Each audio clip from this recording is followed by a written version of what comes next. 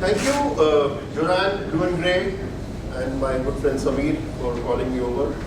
When Sameer called me about a week back, maybe more than that, and he told me, sir, you should speak on this topic. He sent the topic via WhatsApp to me. It took me at least 2 days to understand the whole topic because, I mean, look at the topic. It's got 6 things in it. It's got military, it's got intelligence, it's got command, it's got leadership principles, it's got AI, which is autonomous, and it's got security. So everything is linked. So today I have 2 clear tasks. First is to explain to you what the topic means, and then the second task, which is going to be my talk, is weave these 4 or 5 things together and make a cogent picture, so that at least you can take away something from the talk. All right. So I'll straight away move to, and by way of bringing out all these lessons, because we're talking about command to intelligence, military leadership principles, that's the focus, that's in bold italics. So we're going to bring some military leadership principles, and I've built it through some storytelling. I've picked up some stories from some great lessons that I've read across social media. Also, I read some books, and I thought it would be relevant to bring those lessons across through stories. So I'll do some storytelling session today. Look at this picture, and it's a picture of a current battlefield. We in India have a similar situations. It's a company commander who's leading his platoons into a war zone with a clear task of capturing an objective. All right, he has 2 platoons forward and 1 platoon behind. Those from the army probably will be able to understand it better, but it is not any foreign language. Our company has 3 platoons, 2 platoons moving and 1 in reserve. Okay. One of the platoons is tasked to secure a flank. Now he has manned and unmanned ground sensors, ground vehicles. Manned are the ones with humans and unmanned are the ones without humans. He has drones and he has satellite imagery coming in.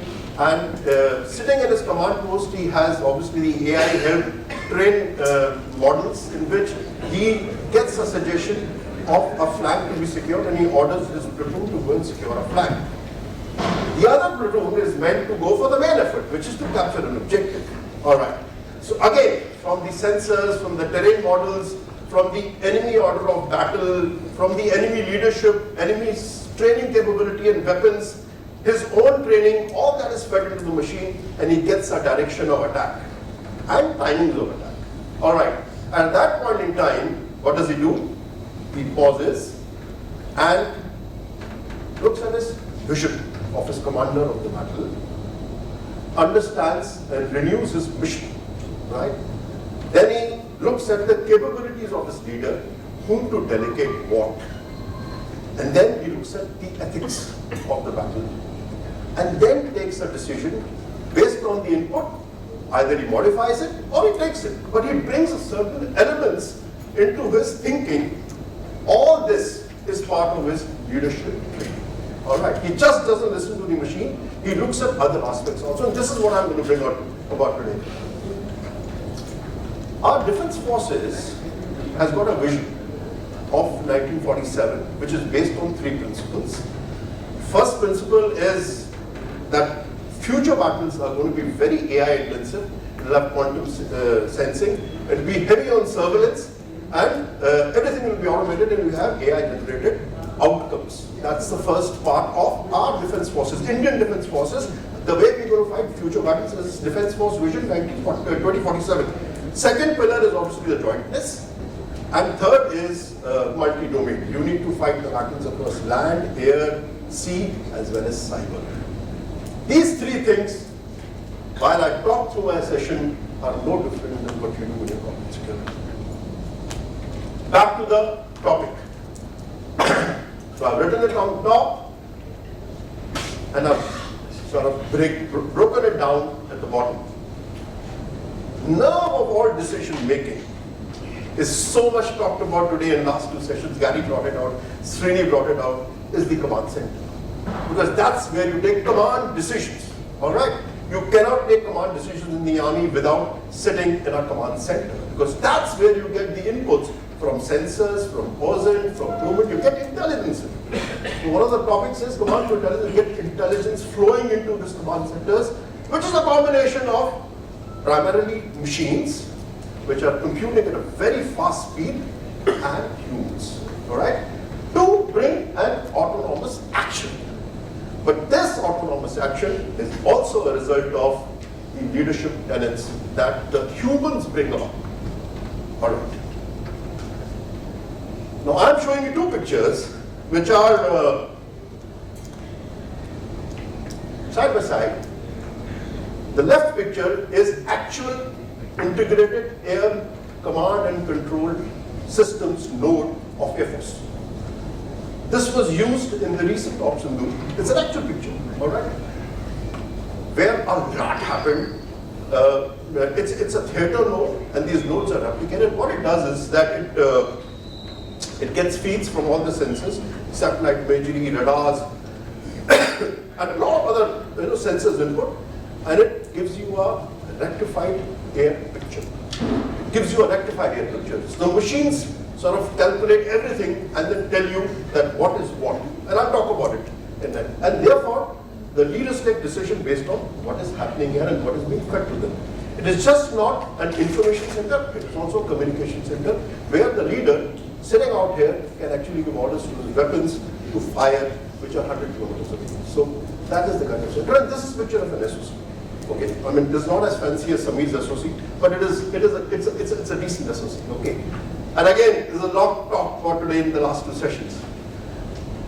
And look at the congruence of these two. Every SOC, every command center has four aspects: threats to tackle, domains through which they handle the threats, technology, rocket science, and humans. Threats.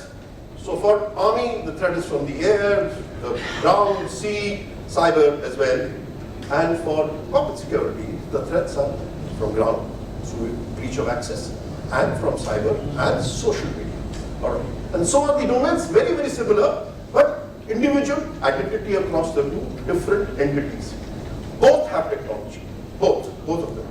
Usually, corporate security is yet to catch up with the level of technology that military has got up, but and I'm not going to digress into the future SOC in the way it is discussed today, but I'm a firm believer that in 10 years from now, most of our SOCs will look the way the Army SOCs look. Just one remark on that question over here is your command centers come into play only during crisis. Corporate securities don't have the level of crisis where the Army has. Army's main job is to fight a war, and that's a crisis. But corporate's main job is to do business and make money, and crises are very, very tiny, small. But as the probability of crisis will increase, so will your SOCs get automated, modern, and highly capable with humans. So human is a common factor. All right. Now, if you look at the whole topic all over again, you have military leadership principles. In the age of autonomous security, you have humans plus machine. So we will talk about humans dealing with leadership tenets. And today I've picked up to bring out some of these tenets from a recent battle which was fought less than a year back by India, which is Operation Sindoor. So I picked up 3 stories from this. These are actual stories. They are none of that I'm going to speak is classified, or restricted. It's all in public domain. These are stories I picked from reading various publications, various books that have been written by various authors. One of them is a recent launch by Vishnu Som, who's a senior editor of NDTV. It's called Sky Warriors. All right, so a lot of stories from me. So my first story is about, it's called the Deadly 48 Hours. Well, as you know, in Operation Sindoor on 6th of May, 7th night, we launched strikes across 9 terrorist targets across the LOC and IB.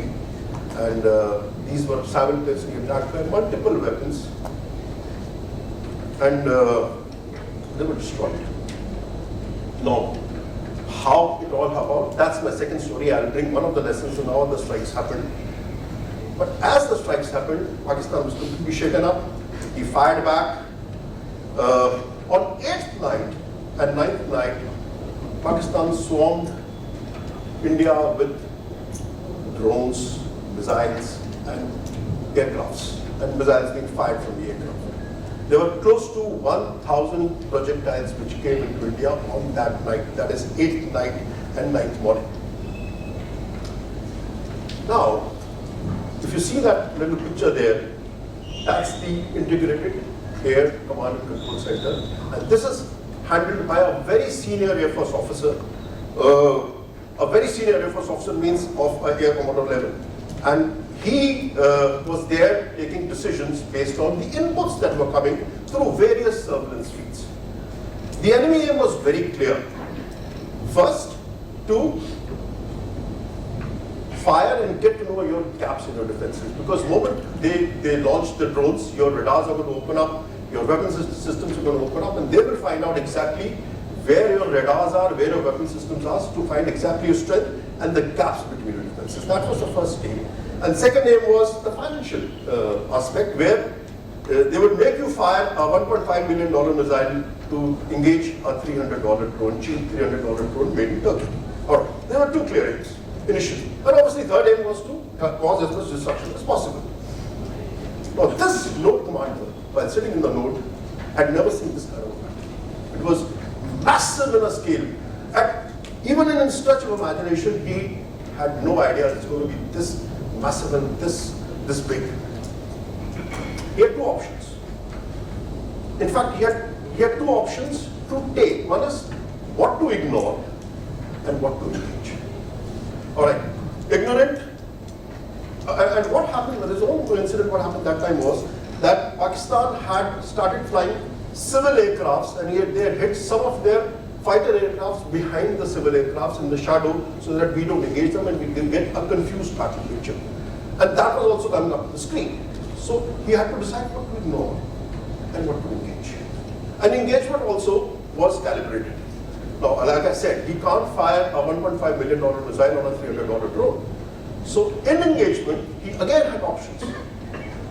One of the most closely guarded secret of Indian Air Force are jammers. So Indian Air Force is blessed with some very potent jammers, and one of them is DRDO-made D4 jammer, which is drone, detect, deter, and destroy. And he had to use this jammer to engage certain amount of drones, and 80-85% of drones were engaged. What the jammers do is they confuse the drones, in which they either deviate, or they go back, or they just simply drop. So this was used very effectively. Second was to engage. Now he had layered weapons to engage, starting from your Bofors L-70 AD guns to Samar indigenous made, to Pechora, to Akash, which is indigenous, and each have different ranges, and finally the S-400s. So you have to choose which one. On the screen was color codes. Each drone was classified by the various inputs through AI into various color codes.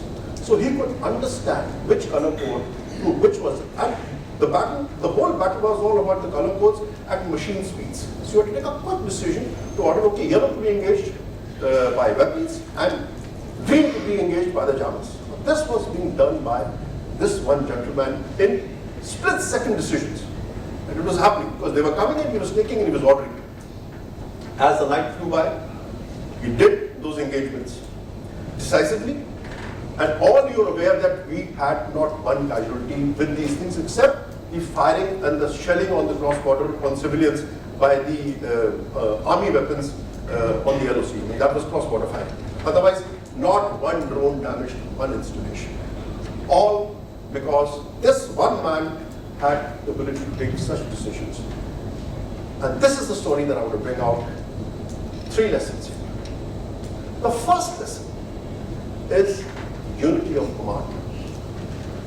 He was one man not only directing the Air Force, but also he was getting inputs and directing the Army AD weapons to engage. One man, no questions asked, no feedback, no circling back, no conferencing. Split-second decision, engage, disengage, ignore. Engage, disengage, ignore. Split-second. So everybody was joined there and they were looking at him and listening to him. Unlike in your corporate, where you have the HR vertical, where you have legal, you have compliance, you have operations, you have security, and each one trying to be his own boss and also shirking decision and passing them up to the other one that you take a decision. All right. So until you have unity in command, you cannot take decisions which are decisive in crisis. Number one. Second lesson it brings out is clarity of intent. Indian Army intent was very clear. Indian Air Force intent was very clear. No destruction, complete terrorist targets destroyed. No destruction to your own property. Engage, ignore whatever, but we don't want any destruction. Clear intent. Okay.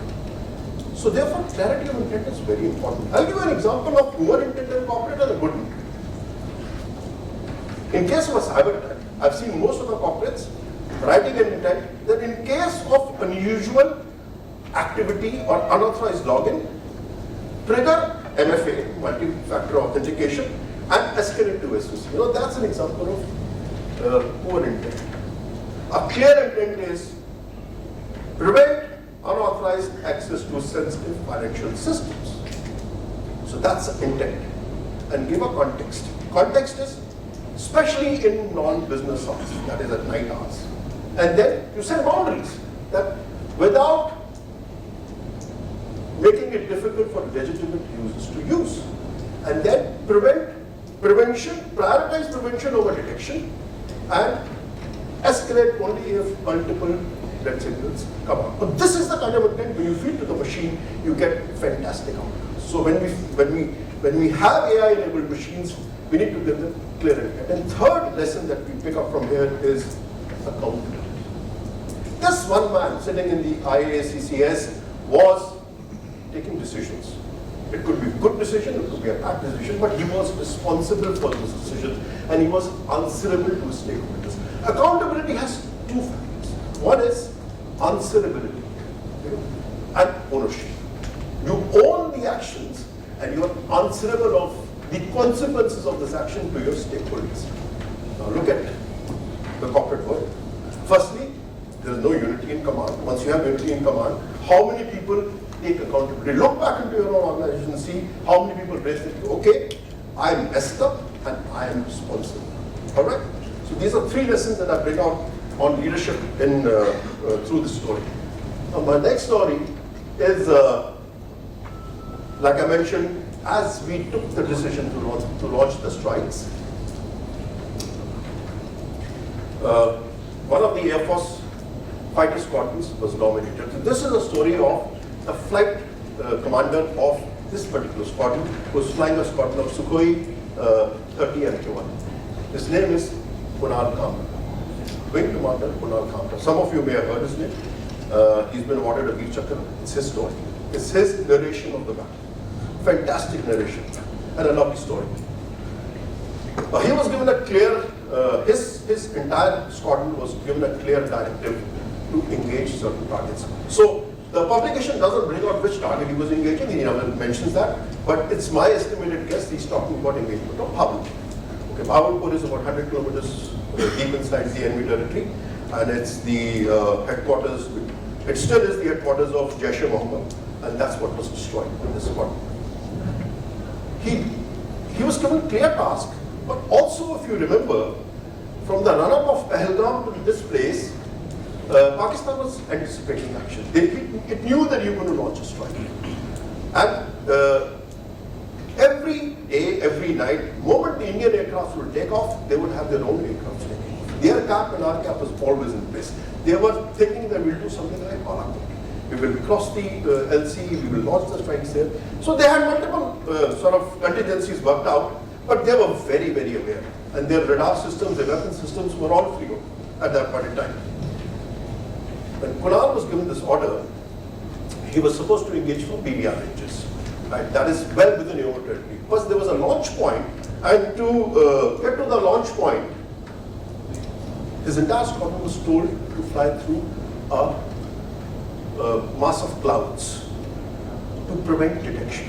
You have to get closer to the IE and go through the clouds. Now, clouds have a particular capability of messing up with your fire control systems. And you have to take that on the chest. And as the aircraft was going through the clouds, a red light sparked on his mission control, showing an error. Now, orders were very clear in the peace times that whenever anything like that, you need to return back to the base. But he refused to listen. and he launched his weapon. The missile was fired, lit up the sky, and it was a firing frigate BrahMos, supposed to hit the target. It hit the target. But he had one more mission. He had to fire the second missile also. And that's when the thing started to go wrong. While his other aircrafts of his squadron fired the second missiles and they were returning to the base, his weapon systems developed an error. And on his console it got that, error, error, error. Now in this condition, he could have left his mission incomplete. Just one missile fired, he could have returned. Or he had to restart his system, reboot it, and that would have taken 2 to 3 minutes. Now in Air Force teaching, they say that once you fire your missile, you're very likely to give up your position. Enemy radars are going to track you and they will launch a missile at you. Now imagine, he's fired one and he's taking the decision to reboot the system, and that will take 2 to 3 minutes to stay in the battle zone and fire the second missile. Or go back. But if he does the former, he will get an enemy missile coming at him. When he took that decision, and he rebooted, and he launched the second missile. While he was doing that, his console showed that enemy radar activity is happening and enemies picked him up. So it was, his state of mind was that I will reboot my system, I will fire the missile, and if I get fired upon, I will use whatever I can, maneuvers to outsmart the missile. There is a way Air Force tries to get out of it, but it's a very difficult one. And he took the decision, and he fired. And he survived to live the day and tell the story. He came back successfully, destroying the target. Bahawalpur was destroyed, you've seen the pictures, and he was awarded Veer Chakra from that. So what do we get from here? Second lesson. Decision making under pressure. In every single crisis, leader will have multiple options to take, and he will have to take a decision. There is, in the army teaching, there is no good or bad decision. Only bad decision is delayed decision or no decision. And it's said that the cost of a wrong decision is way lesser than an irreversible delayed decision. So you've got to take a decision. You have to take a decision. You cannot say, okay, I'll think about it tomorrow. Let's postpone it, let's conference it. You have to take a decision. Good or bad. So that's one of the reasons you have to take a decision. All right. We still have time for the third story. My third story is about Adhampur. How many of you have heard the name of Adhampur? Adhampur is a linchpin of Air Force in Western Air Command. If you recall, in 1965, a battle, and it's there in open media, that Pakistan launched a SSG commando platoon of 135 people to get behind the enemy lines behind Adhampur and carry out destruction in Adhampur, because that's such an important vital node. All right, I will talk about Adhampur more, but let me give you a context before that. So when 7th night, India fired, and Kamra squadron engaged and destroyed a lot of targets deep in the enemy territory, Pakistan got shaken up. But Pakistan, India didn't expect, had a lot of trump cards in it. So one of them was their newly acquired aircraft, which is still there with them, called J-10CE. That's Chinese and very, very advanced aircraft, matching the results. And they also have JE-70, which is again a very good aircraft, and they both carry deadly missiles.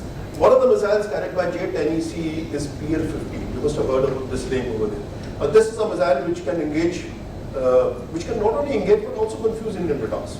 And it's a Chinese missile, very advanced, very new, and they launched them through their aircrafts, which were also flying at that point in time, and we had some reverses. We don't know the details, but we had some reverses at that point in time, which made Indian aircrafts go behind, way behind, and beyond engagement ranges, and that created a bit of a problem, right? So the only way out was to teach a lesson to the enemy and engage the aircrafts. And that's when the orders were given to Group Captain Animesh. This is the story of this Group Captain Animesh Patni. He's been also awarded a gallantry award. And Animesh Patni was told, who was commanding a battery of S-400s. And this battery was situated around. Bit about S-400s. S-400s are pretty sophisticated Russian systems. They can engage targets as deep as 300 kilometers. even a little more than that. They can acquire 300 targets at the same time and engage 36 targets. Acquisition of 300 and engagement of 36 targets simultaneously. All right. And their projectiles, missiles travel at the speed of Mach 14, which is 17,000 kilometers per hour. That's a massive speed, which means within 10 seconds they'll be able to engage a missile. It's a huge weapon system. How the first missile was fired is another story, and it's a very interesting story. And Animesh really describes it beautifully. When a 25 feet missile got lifted from the sky, it's almost like Apollo 13 going up, and he does that. But this is not about that. This is about firing, and we successfully engaged one of the JE-17 aircraft. And the moment that aircraft got hit, Pakistan was rattled. It realized that India has firepower to engage all their aircrafts. And so what they did was they moved behind.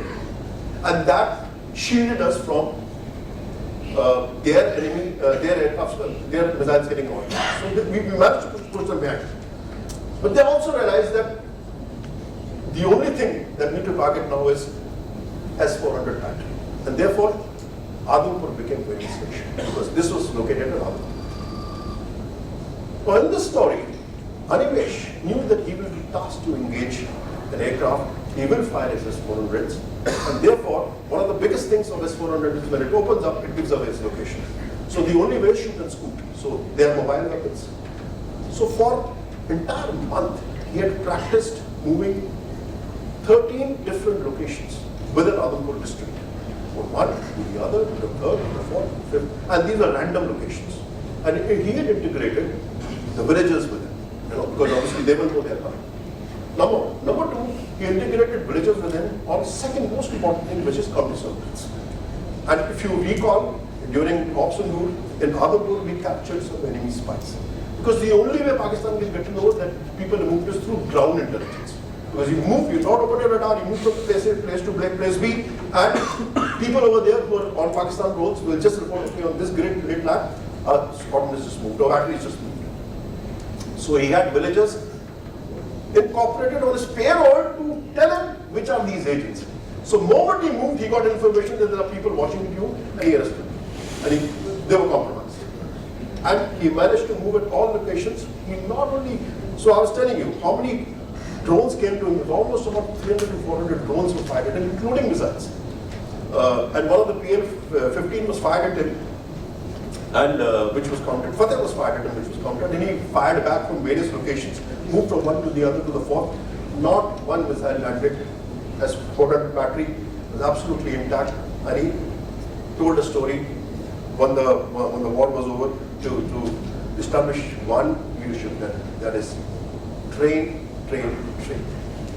Well before, and this cannot undermine the importance of training. You cannot rely on SOPs, you cannot rely on processes. You need to get onto the ground and train. You need to do your drills more than what the frequency is recommended. All right? Because if you don't rise to the level of your tools, you will fall to the level of your training. You have to know your machine, you have to train, you have to train, you have to train. So these are three lessons that I bring up. And that sort of pretty much ends up my session. But before I finish, I have an acronym for you, which is Command AI. So since that's the subject we will be, now each one actually represents something. That C is for clarity of intent, which I've brought up. O is for operational integration, jointness. Everybody needs to join with the M is machine and human blending. Machines need to blend with humans. Humans need to understand machine, capable enough to understand machine, and optimize the best out of it. And fourth M is measured trust. You cannot rely completely on machines. But no blind faith. But also no shirking away from machines.